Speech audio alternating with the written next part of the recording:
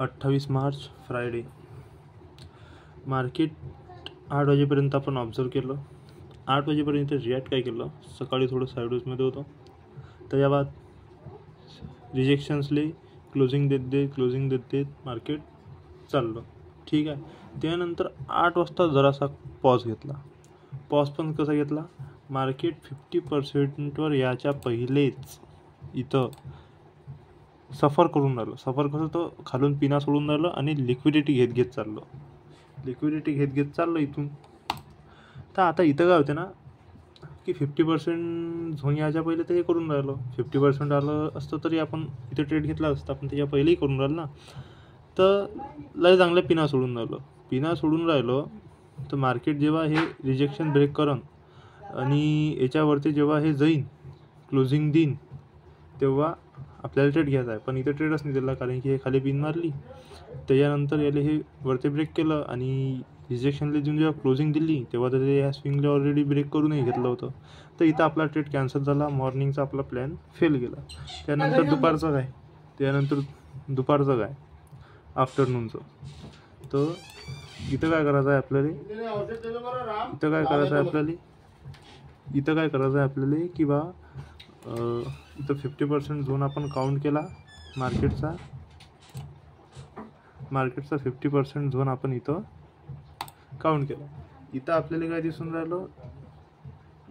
दिसून राहिलं की बा मार्केट आलं आफ्टरनूनच्या नंतर 12च्या नंतर मार्केट आलं आणि इथं एकदम पॉज घेतला. इथून पडलं.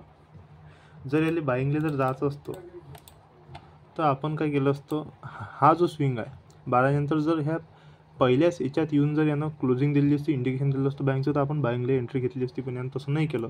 50% झोनवर आलं इथं, पण याच्यानंतर यानं काहीच रिॲक्ट नाही केलं. इथं सेल साईड ना क्लोजिंग आली ना बाईंग साईड क्लोजिंग आली. तर इथं आपण काय करावं आहे ना, आपल्याला सध्या तर बाईंगला एंट्री घ्यायची नाही आहे ना. सेल साईडला आपण एंट्री घेतली असती जेव्हा याले ब्रेक करून एक रिजेक्ट इथं क्लोजिंग येईन आणि त्याच्या नेक्स्ट जर क्लोजिंग आली तर आपल्याला सेलिंग साईड ट्रेड घ्यायचा आहे. सध्या नाही घ्यायचं, वेट करायचं आहे आपल्याला की हे हायले कसं ब्रेक करते. ठीक आहे. तर चला पाहू. तर 6 पण याच्या अंदरच अजून राहिले बिना ब्रेक करायचा. तर अजून इथं वेट करायचं जरा.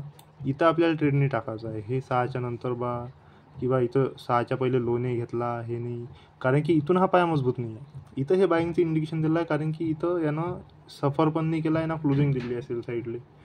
तर आपल्याला इथं होईतोपर्यंत सेल साईडला ट्रेड टाकायचा आहे. जर यानं हाय नाही घेतला, याच्या खाली आला आहे ना रिजेक्शन आणि क्लोजिंग दिली तो है ना. पण यानं तसं नाही केलं. यानं 6च्या बाद हाय घेतला. हा आपला स्विंग क्रिएट केला.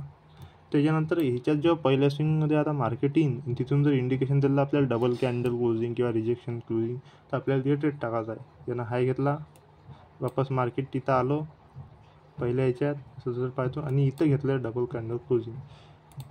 तर इथं आपण टाकला 1:2 साठी ट्रेड आपला. इथं 1:2 साठी ट्रेड टाकला आणि हे टार्गेट आलं 1:2 साठी. याच्या खाली stop loss double candle closing. बस आजचा एक ट्रेड आहे. एक ट्रेड खतम 28 मार्च. ओके.